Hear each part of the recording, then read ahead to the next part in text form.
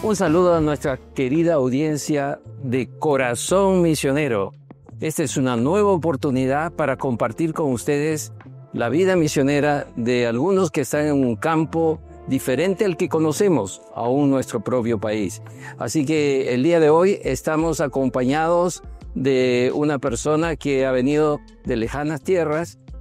Su nombre es David. David, bienvenido. Gracias. Estamos en el programa Corazón Misionero. Gracias. Y queremos que tú puedas dar un saludo a la audiencia para que te conozcan algo.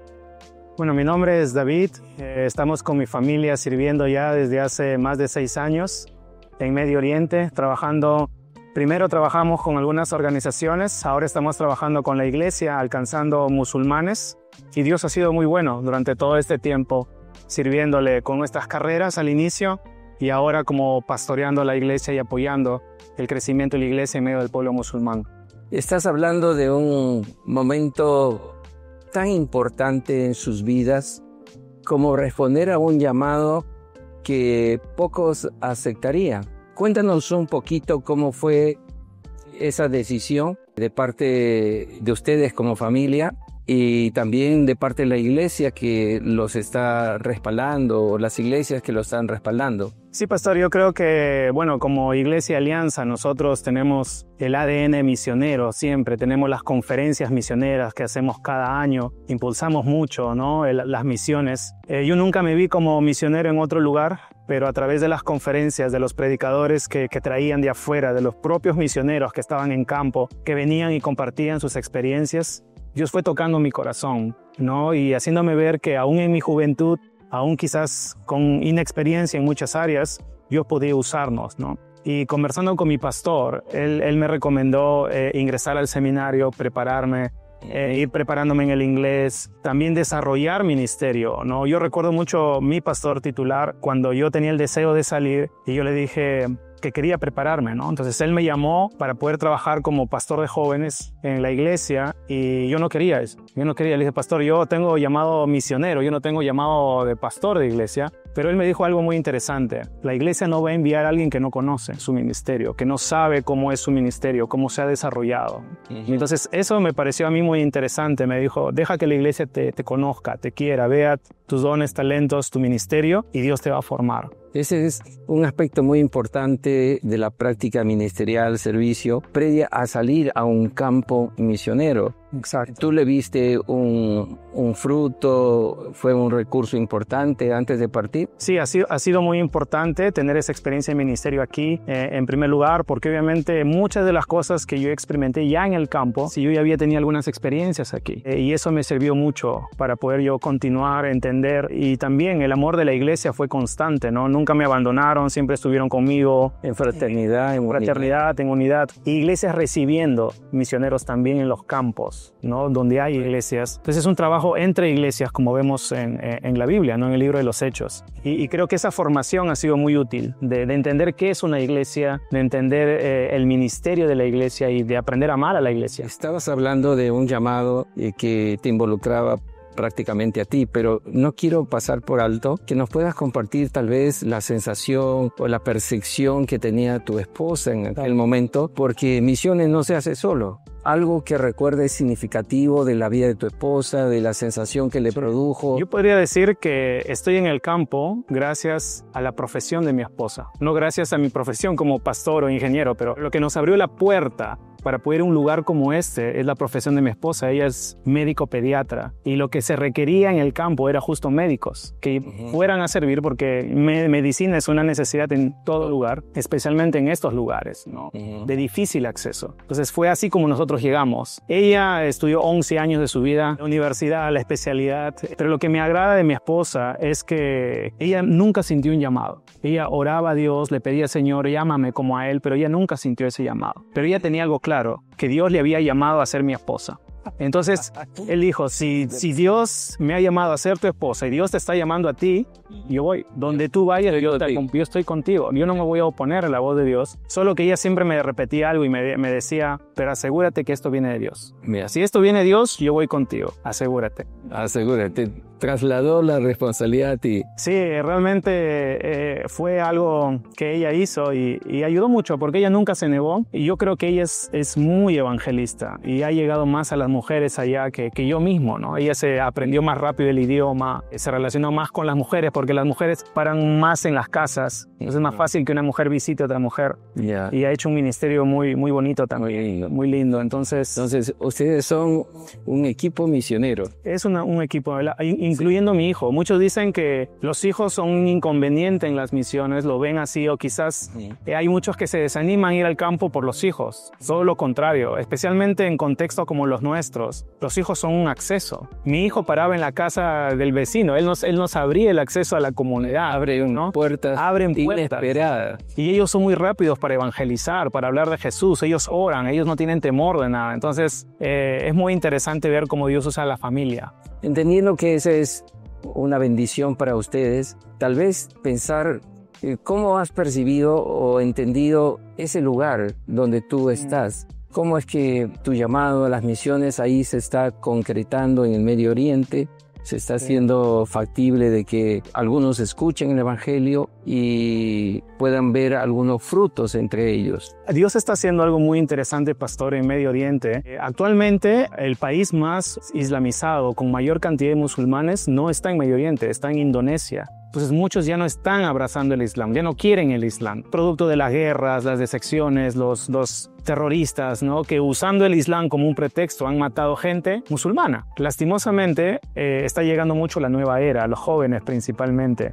Aún con la cosmovisión musulmana, están abrazando la cosmovisión. Y le voy a decir por qué, pastor. Porque todas las otras religiones o cosmovisiones, creencias, son muy distintas al cristianismo. Las demás pueden abrazar el Islam. El Islam puede juntarse con todas las demás, no el cristianismo, porque el cristianismo es, por así decirlo, centrado en Cristo. Y para poder pasar o el primer camino de uno que tiene fe es el bautismo, que es una expresión pública, ¿no? Entonces, es más difícil para ellos abrazar el cristianismo que otras religiones, ¿no? Pero es ahí donde la iglesia tiene que aprovechar esa oportunidad que ahora. Yo he visto el bautismo de muchos jóvenes, ex musulmanes, que están declarando ser seguidores de Cristo y se están bautizando sabiendo el riesgo que eso implica. Según lo que tú nos cuentas, es posible que esa juventud que está creciendo con otra cosmovisión, ya no bajo la tutela o en la sombra de la religión de los padres, tú la ves más abierta o más posible que a escuchar el Evangelio de Jesús? Sí, la juventud está muy abierta a escuchar el Evangelio de Cristo. Tienen hambre, quieren saber quién es Jesús realmente, porque están decepcionados del Islam, ¿no? Ellos ven el Islam y viven el Islam, pero nada cambia, ¿no? Sus padres siguen maltratándolo, sigue habiendo mucha violencia familiar, hay muchas muertes. El hombre sigue teniendo el mismo corazón pecaminoso, sea la religión que sea, porque el único que puede transformar el corazón es Cristo, ¿no? Y cuando ellos ven la vida de los cristianos, cuando ellos ven las familias transformadas, ¿no? Yo tuve a una musulmana viviendo con nosotros en nuestra casa. Ella estuvo un mes y ella fue impactada por el testimonio del Evangelio. Estudiamos con ella la Biblia todos los días, el Evangelio de Marcos. Wow. Y ella tenía muchas preguntas acerca de lo que creemos. Y ella nos había dicho algo muy interesante. Ella tiene 20 años, pero ella a los 15 años se había comprado una Biblia. Porque algo en su interior le decía que el Islam no era cierto. Y se adquirió una Biblia y ha leído la Biblia durante todo ese tiempo, aunque no entendía mucho, y ahora comenzó a comprender más, ¿no? Estaba como el etíope eunuco que se iba y que estaba leyendo y dijo, ¿cómo?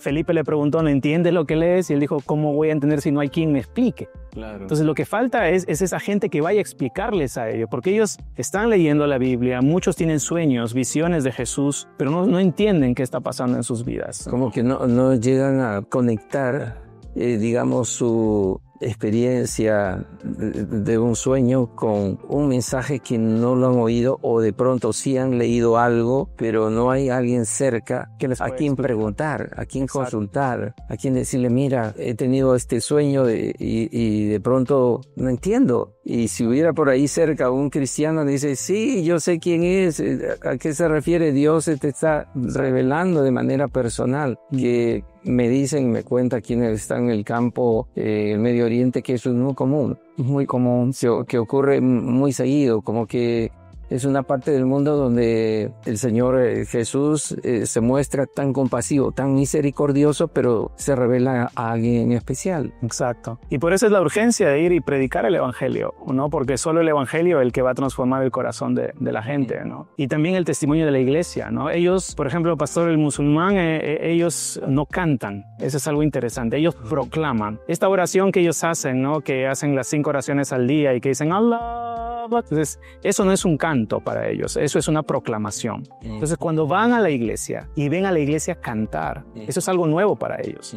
Porque ellos no tienen una relación personal con Dios. Ellos no le dicen a Dios Padre, no tienen a un Padre como Dios. Es como un ritual aprendido y repetido constantemente. Exactamente. No hay una relación, no hay una intimidad. Entonces, cuando ellos ven eso, quieren experimentar eso, porque la gran mayoría no tiene buena relación con su Padre. Es muy interesante. Por ejemplo, aquí, quizás en nuestro contexto hay también, pero es muy evidente que hay esas cosas, ¿no? Dentro del Islam no es así. Ellos aparentan cosas que no son ciertas. Todos afuera ven una realidad y aunque adentro todos saben que no es cierto, nadie se mete. Siempre hay una apariencia. Eso todo es apariencias en la vida del musulmán. Y los niños ven eso, crecen con eso, ¿no? Crecen con las apariencias, pero no con lo externo es lo importante, no el corazón, ¿no? Y eso es lo que el evangelio cambia. Y por eso es tan importante el testimonio de los misioneros que llegan a estos lugares, porque ellos, los musulmanes, saben quiénes somos, saben que predicamos. El internet ahora ha abierto toda esta rama, ¿no? La primera pregunta que tú conversas con un musulmán es que él te va a decir: yo no creo que Jesús es el Hijo de Dios, yo no creo que murió. Ellos saben, de frente saben, va a ser muy difícil convencerlos, pero lo que ellos no ven o no pueden es cuando ven la vida de la gente. Ellos ven la transformación, ven el poder de Dios. Y ahí me das, David, como un pensamiento que el misionero que va no solo tiene que saber bien el mensaje o el argumento que pueda decirle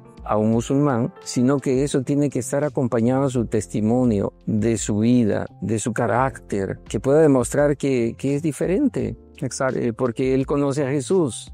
Y tal vez ahí estamos trazando un perfil ya, ¿no? Conversamos hace un momento y en el concepto de alguien de Occidente vemos el Oriente como algo difícil, peligroso. Eso ha cambiado, ha cambiado. Ha cambiado mucho. Ha cambiado. El musulmán ha cambiado, los gobiernos musulmanes han cambiado. Es más peligroso ahora estar quizás en Europa o por tema de la delincuencia aquí que allá. Es más peligroso. Es interesante lo que dices. Muchos de los musulmanes están muy interesados en la vida familiar y por eso nosotros en la iglesia abrimos nuestras casas. Ellos nos visitan. Es como que ellos nos dicen: quiero ver cómo vives, quiero ir a tu casa, puedo quedarme en tu casa una semana para ver cómo vives. Ven. Mira, ellos nos quieren a nosotros, nos retan, porque no creen que eso pueda ser verdad. Ellos creen que el cristianismo es una religión como el Islam, ¿no?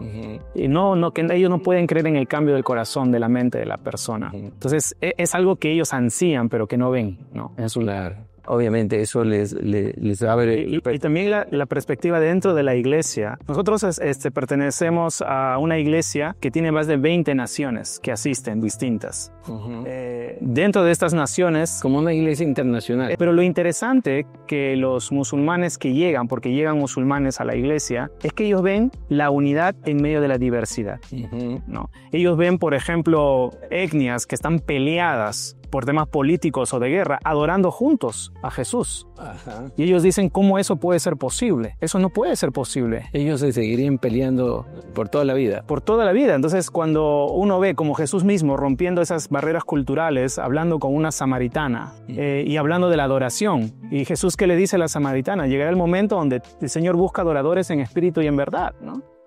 Y ver esa unidad, eso genera en ellos mucha curiosidad. ¿Qué tienen ellos que, siendo tan distintos, viniendo de tantos lugares diferentes, tienen esa unidad? Escuchándote, David, me hace pensar de que el Medio Oriente es un lugar con puertas abiertas para recibir misioneros de otras partes del mundo y tal vez para los latinoamericanos también. Sí. ¿Cómo ves esa posibilidad? ¿Tú ves lugares más amables o más abiertos en un sentido para recibir misioneros de de otras culturas como la latina? Sí, pastor. Bueno, cada contexto es distinto. Aquí estamos generalizando un poco Medio Oriente en un sentido, pero yo voy a hablar más de mi contexto en el que yo me encuentro, que está muy abierto a que más latinos vengan. Es más, las iglesias locales, yo recién hablaba con un pastor de una iglesia local y él me decía que la clave que nadie más puede, que ni los americanos, ni los europeos, ni de otras naciones, y que los latinos tienen, es esa facilidad de parecernos a ellos físicamente, Claro. tener una cultura semejante a la de ellos, y que nosotros podemos ir a donde no están llegando los demás, a las afueras. Porque dentro de nuestra ciudad hay iglesias, hay trabajos, pero todos están concentrados en la ciudad. Necesitamos ya comenzar a ir afuera, ¿no? A las ciudades alrededor, a las aldeas, a los pueblos. Pero para los americanos, por su misma facción, es muy difícil llegar a estos lugares. Pero para latinos como yo, por ejemplo, yo viví 5 años a las afueras de la ciudad, era uno más. ¿Te vestías como ellos o normal? Normal. Bueno, allá ellos ya se visten un poco... Solamente usan la ropa típica para momentos especiales, pero ellos se visten muy occidental ahora. Muy occidental. Qué cambio tan tremendo, porque sí, las fotos, los videos que nos llegan del Medio Oriente es que nos presentan solo gente con ropa religiosa o con ropa ceremoniosa o de tradición, ¿no? Pero que tú no digas que ellos en sus días normales se visten como occidentales. Sí. De pronto, pues, si somos del mismo color, el mismo tez, la misma altura, la misma forma de cabello, tú con barba pasas por ahí como uno más. Sí, como uno más, ¿no? Entonces, claro, los ancianos, digamos, ellos son muy tradicionales, siguen con la ropa, pero jóvenes como yo y aún más jóvenes se visten normal, ¿no? Uno no podría diferenciar si realmente muchos de ellos parecen latinos, muchos parecen mis primos o familiares míos, ¿no?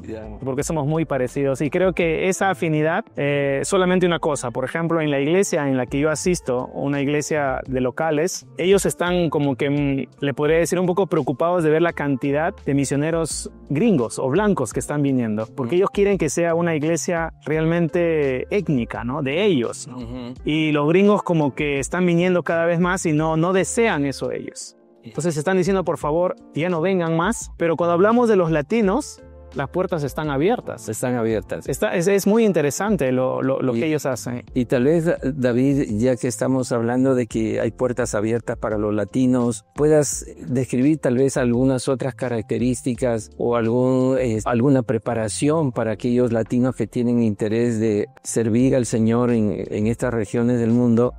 Y tal vez hacer una invitación, un llamado, para que ellos se acerquen a, digamos, o dispongan su corazón para prepararse y luego ir para esos lugares. Yo creo que hay diversos perfiles cuando hablamos del campo misionero. Hay mucha oportunidad del perfil bivocacional también, de poder ir y servir con tu profesión. Claro. Eso es algo que estamos viendo que cada vez es más importante, pero todos ellos tienen que ser formados y enviados por la iglesia, pastor. Nosotros no queremos recibir a nadie que venga por una organización simplemente o enviados ellos, no. Queremos que tenga un pastor, que sea una iglesia, que sea de iglesia a iglesia el envío, ¿no? Obviamente habrá seguramente una agencia misionera que intervenga o apoye, pero el trabajo va a ser de iglesia a iglesia. Eso es lo que nosotros estamos promocionando, animando a los obreros, que si tú tienes un sentir, un deseo, trabaja con tu iglesia en eso. Claro. Que empiece su relación con su iglesia local y que demuestre ahí a su pastor o líder que tenga que tiene un llamado y se está preparando para esa tarea. Y que no lo vea como una pérdida de tiempo, ¿no? Si son 7 años, 10 años, no, es una formación que él está teniendo que le va a servir en el campo, ¿no? Que es lo que realmente necesitamos, ¿no? Y bueno, a los pastores yo les recomendaría, no envíen gente que no serviría en su iglesia. O sea, no envíen misioneros o familias que no serían pastores en su iglesia. Porque si no podemos generar daño a donde estamos enviando, ¿no? A veces yo he visto en otras iglesias cómo personas van y tenemos misioneros que nunca sirvieron en la iglesia, que no tienen experiencia de iglesia. Y finalmente llegan ahí a querer aprender y no hay tiempo para enseñarles lo que es vida de iglesia allí. Exacto. Es más, el tiempo es valioso como para empezar a servir o empezar a hacer la tarea de evangelización. Entonces, por eso necesitamos ese trabajo con la iglesia en conjunto, ¿no? De que la gente que llegue ame la iglesia, quiera servir en la iglesia. Pastor, nosotros tenemos un gran problema en nuestro contexto. La gran mayoría de misioneros no sirve con la iglesia. Y eso ha generado que muchos de los locales que son evangelizados no vayan a las iglesias. O sea, es como un creyente solitario. Un creyente solitario, un llanero solitario, ¿no? Que está haciendo la misión. Habiendo iglesias. Yo entendería eso donde quizás no haya iglesias con quien trabajar. Lo bueno es que en el lugar que tú estás hay posibilidad de ir a algunas congregaciones, a algunas iglesias, y deberían conectarse con... Exacto. Yo entiendo que en otros lugares en Medio Oriente no hay iglesias o es más difícil. Yo creo que ahí sería algo distinto, posiblemente depende del contexto. Claro. Pero en los contextos que yo he visitado, normalmente hay iglesias, ¿no? Y hay que trabajar con ellas. Yo creo que la gente que va como un requisito tiene que amar la iglesia, ser entrenada en su carácter, pastor. Eso es un punto muy importante porque antes de salir me estás diciendo que su carácter tiene que ser moldeado para trabajar en unidad, para trabajar con otras personalidades, que debe tener una facilidad para trabajar con personas que son diferentes a ellos, pero que tienen un mismo propósito. Exacto. Un plan de Dios común, que es ganar a esa comunidad. Imagínense si hay algunos quizás que no han trabajado en su carácter y tienen muchas dificultades en su propio contexto. Imagínense en un contexto multicultural, con idiomas distintos y con presiones de afuera también de la misma cultura. Entonces es muy difícil, ¿no? Entonces necesitamos gente que tenga un carácter formado, que tenga una base bíblica fuerte, que tenga amor por la iglesia y que quiera trabajar con la iglesia, servir a la iglesia. Algo yo creo que el misionero debe tener es tener la pasión por aprender el idioma local, ¿no? El idioma. Y ese es un punto importante porque algunos seguramente han querido ir o están ya en el campo, pero el idioma le es como un obstáculo. ¿Cómo aconsejarías tú a aquellos que van a servir en un contexto de un idioma diferente? ¿Cómo prepararse antes? ¿Qué es lo que les debe motivar y, por supuesto, como parte de su preparación? Alguien me dijo algo muy interesante que yo creo que es así. Si Dios te está llamando a alcanzar una etnia, también te va a dar la gracia para hablar el idioma de esa etnia. Entonces es muy importante poder hablarlo. Sé que como latinos tenemos la dificultad de que primero tenemos muchas veces, no siempre, pero muchas veces aprender primero el inglés, que es necesario. El inglés es el idioma que se utiliza en las misiones, ¿no? Y con inglés se puede hacer mucho, pero si queremos llegar a las etnias que todavía faltan, necesitamos aprender los otros idiomas, ¿no? Entonces aprender el inglés va a ayudar mucho, ¿no? Yo en mi experiencia, por ejemplo, yo salí pastor sin hablar inglés. Yo lo intenté, lo estudié y para mí el inglés era un idioma imposible. Realmente, ¿no? Por la gracia de Dios, en todo este tiempo yo ya puedo predicar en inglés, ya puedo moverme en inglés. Y eso me ha abierto la puerta para poder aprender otros idiomas, como el idioma que estamos aprendiendo, el idioma local. Llegó un momento de necesidad y tu cerebro se desbloqueó por la gracia de Dios. Amén. Y entonces comenzaste a captar este idioma que es básico. Es básico. Para ir a algún lugar. Y las grandes ciudades musulmanas en Medio Oriente, todas hablan inglés. Es muy interesante. En Dubái, pastor, si usted va a Dubái, nadie le va a hablar en árabe, o muy pocos le van a hablar en árabe. La gran mayoría hablan inglés. Aún los locales hablan en inglés. Es parte de la formación educativa, enseñar. Es parte de la formación educativa. Evidentemente el inglés. Antes era que los musulmanes deberían aprender el árabe. Ahora no, ahora es el inglés. En mi contexto, todas las escuelas privadas son en inglés. No hay escuelas en árabe. Eso es muy interesante. Así que el pastor de la iglesia allá, de la alianza allá, él tiene un gran problema. Ellos son árabes, pero todos sus niños hablan inglés. Entonces él necesita a un pastor que hable inglés para trabajar con sus niños, porque los niños hablan todos inglés. Y su cultura le ha formado para hablar árabe. Bueno, es un reto, creo, pero para quien es llamado, como nos estás contando, es algo que, tomando tus palabras, si Dios te ha llamado ahí, Dios te va a dar la capacidad de aprender. Y vas a aprender el inglés y vas a esforzarse para aprender el idioma local. El idioma local. Sí. Yo conversábamos, usted sabe que estábamos con obreros que trabajan en campo. Ellos decían que en mi contexto, por ejemplo, de 300 obreros que hay, solo 10 hablan el idioma local. Y así va a ser muy difícil alcanzar alcanzar. Claro. ¿Se da cuenta? Va a retrasar mucho la misión. Va a retrasar mucho la misión. Así Exacto. que eso es lo que nosotros tenemos que aprender como latinos, ¿no? La importancia del aprender el idioma. Es parte de este desafío que nos está haciendo David para incursionar en estos campos que a veces son mirados muy de lejos como algo inalcanzable, pero tú nos estás diciendo, no, vengan por aquí, es posible, gente de nuestra raza, nuestro color, se puede mimetizar fácilmente con estas comunidades, solo que nos falta hablar algo, prepararnos en el idioma, en temas bíblicos, pero gracias David, creo que ha sido muy enriquecedor tu experiencia y que nos hayas compartido esto, porque misiones no pueden parar, misiones están en el corazón de Dios, algo que yo siempre digo a la audiencia, si algo está en el corazón de Dios, debe estar en el corazón de la iglesia. Amén. Porque a eso nos ha llamado el Señor, no solo a practicar nuestra fe en la vida de la iglesia local, que es una bendición, pero hay que mirar lo que Dios ve, y lo que Dios ve es esas naciones, esos pueblos que no conocen a Jesús, y nosotros somos esos portavoces, esos mensajeros. Así que mis queridos amigos de Corazón Misionero, tenemos que hacer un esfuerzo de orar, de prepararnos, de entrenarnos, dejar que Dios sea el que nos vaya guiando para alcanzar estos campos que David nos cuenta. No es tan difícil, no es tan lejos de poder nosotros ser esos instrumentos que bendicen a estas naciones que de hecho estadísticamente son las que menos presencia del Evangelio tienen. Hay muchísimos creyentes en muchas partes del mundo. Hablando de América Latina, hay millones de creyentes en América Latina que si hacemos fuerza podemos también llevar el Evangelio a estos lugares menos alcanzados. Tal vez David puedas decirnos algunas palabras, algún llamado en especial de cómo acompañarte, apoyar tu ministerio desde aquí. Sí, bueno, oren por nosotros. Dios ha abierto muchas puertas. Como decía, hemos visto durante este tiempo muchos ex musulmanes ahora declarando su fe en Cristo, bautizándose a pesar del peligro, la persecución. Como digo, el peligro y la persecución no es tanto para nosotros como obreros que vamos, el peligro es para los locales, ¿no?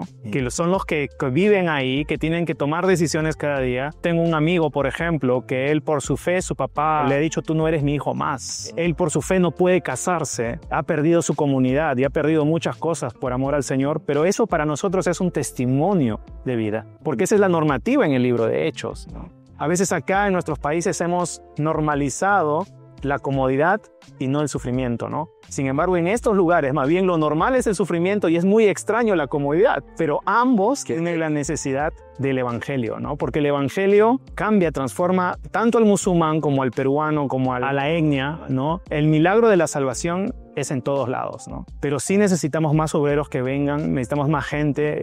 Decía Pastor que el 2017 recién en el lugar que yo estoy se ha traducido la Biblia en su lengua completa. El 2017, o sea, hace 8 años, recién ellos tienen la Biblia completa. Y hay un despertar de amar la Biblia, de conocer la Biblia, pero necesitamos más obreros, más gente involucrada, gente que ore, gente que dé, gente que vaya y vea. Yo le invito, visite estos lugares. Eso es algo que yo les animo a hacer, porque tenemos tantas ideas que no son ciertas, ¿no? Y nos va a ayudar a poder amar estos lugares y bueno, involucrarnos de alguna manera. Involúcrese en oración con tu iglesia. Y Dios va a bendecir eso, porque la tarea misionera no es solamente del misionero, es de la iglesia, como iglesia. La gran comisión es para todos los discípulos y todos de alguna manera tenemos que estar involucrados. Así que eso, Pastor, animaría a la iglesia, ¿no? Muy bien, David. Creo que has sido muy claro en compartirnos tu experiencia y saber que hay un campo de misión que nos espera. Queridos amigos de Corazón Misionero, estén orando. Hay una gran región del mundo en Medio Oriente que espera misioneros y que tú puedes ser uno de ellos. Ora por tu vida, por tu iglesia, por tu pastor, para que puedan ver lo que tú estás sintiendo en tu corazón y tal vez seas uno de los que pueda acompañar en el ministerio a David. Que Dios te bendiga. Muchísimas gracias por estar con nosotros en este tiempo de reflexión en las misiones. Vamos a despedirnos, David. Nos vemos, gracias. Nos vemos. Gracias por la invitación.